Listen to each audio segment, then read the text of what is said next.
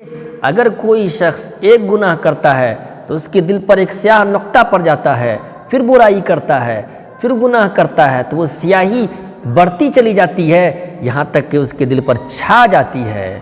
الحمدللہ رب العالمین والصلاة والسلام علی رسولہ الامین، اما بعد۔ میرے بھائیوں، بزرگوں اور دوستوں، میرے دینی اسلامی بھائیوں اور بہنوں، آج کے درس میں اللہ رب العالمین کے اس وسعت فضل و کرم کا میں ذکر کروں گا جو اللہ رب العالمین اپنے بندوں کے ساتھ فرماتا ہے، اور قیامت کے دن بھی اللہ رب العالمین کی یہی وسعت فضل و کرم ہوگی۔ ایسے ہی اللہ رب العالمین اپنے بندوں پر شفقت کرے گا اور رحم کرے گا۔ آئیے اس سلسلے کی حدیث سماعت فرمائیے کہ اللہ رب العالمین کس طریقے سے اپنے بندوں پر احسان فرماتا ہے اور کس طرح ان کی نیکیوں کو لکھتا ہے، کیسے ان کے ساتھ اچھائی کرتا ہے، لیکن انسان ہے کہ اللہ رب العالمین کو بھول بیٹھا ہے۔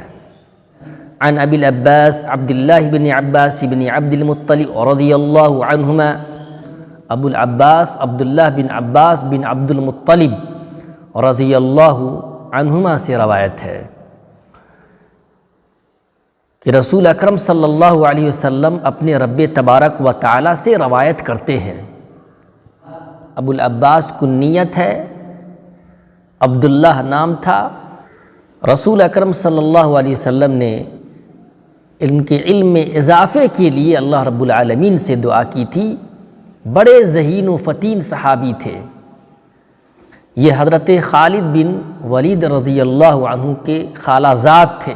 ہجرت سے 3 سال قبل جب رسول اکرم صلی اللہ علیہ وسلم اور دیگر صحابہ کرام رضی اللہ عنہم شیب ابی طالب میں محصور تھے، اس وقت پیدا ہوئے، اور سن 67 ہجری میں طائف کے مقام پر انتقال ہوئے۔ انا للہ و انا الیہ راجعون۔ تو یہ صحابی ابو العباس عبداللہ بن عباس بن عبد المطلب رضی اللہ عنہما سے روایت ہے کہ رسول اکرم صلی اللہ علیہ وسلم اپنے رب تبارک و تعالی سے روایت کرتے ہیں۔ تو یہ حدیث قدسی ہے، وہ حدیث جس میں رسول اکرم صلی اللہ علیہ وسلم اپنے رب سے روایت کرے، اپنے رب کے حوالے سے جو بات بیان کرے، اس کو حدیث قدسی کہا جاتا ہے۔ یہ اللہ رب العالمین اپنے پیغمبر پر، یہ اللہ تعالیٰ اپنے پیغمبر کو الہام کے ذریعے سے آگاہ فرماتا ہے۔ ان اللہ کتب الحسنات والسیئات ثم بین ذلک۔ بے شک اللہ تبارک و تعالیٰ نے نیکیاں اور برائیاں ان دونوں کو لکھ لی ہیں۔ پھر آپ صلی اللہ علیہ وسلم نے اس کی وضاحت کی اور بیان فرمایا، فمن ہم بحسنة فلم يعملها كتبها اللہ تبارک و تعالی عنده حسنة کاملہ۔ تو جس شخص نے بھی کسی نیکی کا ارادہ کیا لیکن وہ اس نیکی کو کر نہیں سکا، تو اللہ رب العالمین اسے اپنے پاس ایک کامل نیکی لکھ لیتا ہے۔ وَإِنْ هَمَّ بِهَا فَعَمِلَهَا كَتَبَهَا اللَّهُ 10 حسنات إلى 700 ضعف إلى أضعاف كثيرة۔ اور اگر ارادے کے مطابق اسے کر بھی لیتا ہے تو اللہ رب العالمین ایک نیکی کے بدلے 10 نیکیوں سے لے کر 700 گنا سے بھی کئی گنا زیادہ تک اس کے لیے نیکیوں کا ثواب لکھ دیتا ہے۔ وَإِنْ هَمَّ بِسَيِّئَةٍ فَلَمْ يَعْمَلْهَا كَتَبَهَا اللَّهُ تَبَارَكَ وَتَعَالَى عِنْدَهُ حَسَنَةً كَامِلَةً۔ اور اگر وہ کسی برائی کا ارادہ کرتا ہے لیکن صرف وسوسے میں ہی رہ جاتا ہے، صرف ارادے تک ہی محدود رہ جاتا ہے، اس برائی کو وہ کرتا نہیں ہے، صرف اس کا ارادہ تھا لیکن اس نے اس برائی کو کیا نہیں، تو اللہ رب العالمین اس کے بدلے میں اسے ایک کامل نیکی لکھ لیتا ہے، کیونکہ ارادہ کیا تھا لیکن ارادے تک ہی رکا رہ گیا، اس نے وہ برائی نہیں کی، اس لیے اللہ رب العالمین اسے اپنے پاس ایک کامل نیکی لکھ لیتا ہے۔ وَإِنْ هَمَّ بِهَا فَعَمِلَهَا كَتَبَهَا اللَّهُ سَيِّئَةً وَاحِدَةً، اور اگر ارادے کے مطابق اس نے وہ برائی کر لی تو اللہ رب العالمین اپنے پاس اسے اس کے لیے ایک ہی گناہ لکھتا ہے۔ متفقن علیہ، یہ حدیث صحیح بخاری اور صحیح مسلم کی ہے۔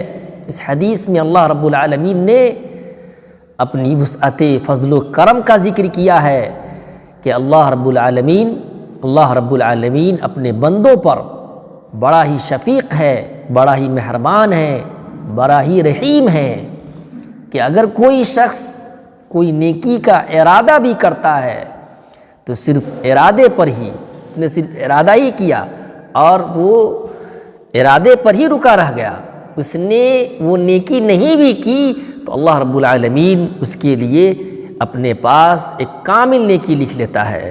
تو کیا اللہ رب العالمین اپنے بندوں پر شفیق و مہربان ہے کہ نہیں؟ یقیناً اللہ رب العالمین اپنے بندوں پر بڑا ہی مہربان ہے۔ اسی طرح اگر کوئی شخص نیکی کا ارادہ کرتا ہے اور وہ نیکی کر لیتا ہے، اللہ رب العالمین کا فضل دیکھیے کہ ایک نیکی کے بدلے 10 نیکیوں سے لے کر 700 گنا تک، بلکہ اس سے بھی زیادہ نیکیوں کا ثواب اس کے لیے اللہ تعالیٰ لکھ دیتا ہے۔ اور اللہ رب العالمین کا احسان دیکھیے کہ اگر کوئی شخص صرف برائی کا ارادہ کرتا ہے اور اگر اس نے برائی نہیں کی تو اللہ رب العالمین اس کے لیے بھی ایک نیکی لکھ دیتا ہے، لیکن اگر ارادہ کیا اور اس نے وہ برائی کی تو یقیناً یہ قابل مواخذہ ہے، یہ پکڑ کی بات ہے، اور اللہ رب العالمین ایسے ہی اس کے ساتھ معاملہ اور سلوک کرتے ہوئے اس کے لیے ایک برائی لکھ دیتا ہے۔ لہٰذا ہم مسلمانوں کو چاہیے کہ ہم زیادہ سے زیادہ نیکیاں کریں، گناہوں کا بوجھ اپنے اوپر نہ ڈالیں۔ اللہ تعالیٰ نے ہمارے لیے اتنا آسان دروازہ رکھا ہے کہ اگر ہم نیکی کرتے ہیں، اگر ارادہ ہی کرتے ہیں تو اس پر بھی ہمیں نیکی ملتی ہے، لیکن افسوس کا مقام ہے کہ ہم برائیوں پر برائیاں کرتے جاتے ہیں، یہاں تک کہ ہماری برائیاں پہاڑ کے برابر ہو جاتی ہے۔ کیوں؟ اس لیے کہ اگر کوئی شخص ایک گناہ کرتا ہے تو اس کے دل پر ایک سیاہ نقطہ پڑ جاتا ہے، پھر برائی کرتا ہے، پھر گناہ کرتا ہے تو وہ سیاہی بڑھتی چلی جاتی ہے، یہاں تک کہ اس کے دل پر چھا جاتی ہے، اس کا دل زنگ آلود ہو جاتا ہے۔ اور یہی وہ بات ہے جس کے متعلق جس کا ذکر اللہ رب العالمین نے قرآن مجید کے اندر کیا، کلا بل ران علی قلوبہم ما کانوا یکسبون، ہرگز نہیں بلکہ ان کے گناہوں کی وجہ سے ان کے دل زنگ آلود ہو گئے ہیں، ان کے کرتوتوں کی بنیاد پر، ان کے جرموں کی بنیاد پر، ان کے گناہوں کی وجہ سے، گناہ میں زیادتی کی بنیاد پر اس کے دل زنگ آلود ہو گئے ہیں۔ لہٰذا اللہ تعالیٰ نے جو یہ آسان طریقہ ہمارے لیے چنا ہے، ہمارے اوپر اتنا بڑا احسان کیا ہے، ہمارے اوپر اتنی بڑی شفقت کی ہے، تو اللہ تعالیٰ کے اس احسان کو سمجھتے ہوئے اور اس پر عمل کرتے ہوئے، ہمیں اس پر یقین کرتے ہوئے ہمیں زیادہ سے زیادہ نیکیاں کرنی چاہیے، اور اللہ تعالیٰ کے اس احسان کو ہمیں نہیں بھلانی چاہیے۔ آئیے اللہ تبارک و تعالیٰ سے دعا کرتے ہیں کہ اللہ رب العالمین ہمیں اس بات کی توفیق بخشے کہ ہم نیکیاں زیادہ سے زیادہ کریں، برائیوں سے بچیں، برائیوں سے اجتناب کریں، گناہوں سے دور رہیں، کیونکہ اللہ تعالیٰ اس چیز کو پسند نہیں کرتا کہ بندہ زیادہ سے زیادہ گناہ کرے۔ اللہ تعالیٰ اس بات کو پسند کرتا ہے کہ بندہ نیکیاں کرے۔ ہمارے دربار میں آ کر، ہمارے سامنے آ کر، مسجد میں جا کر اللہ کے سامنے آدمی اپنے سر کو جھکائے، زیادہ سے زیادہ نیکیاں کریں، اجر و ثواب کمائیں اور جنت کا مستحق ہو جائیں، اللہ کو راضی کر لیں۔ اللہ تعالیٰ ہم تمام لوگوں کو اس بات کی توفیق بخشے کہ ہم نیکیاں زیادہ کریں اور برائیوں سے اجتناب کریں۔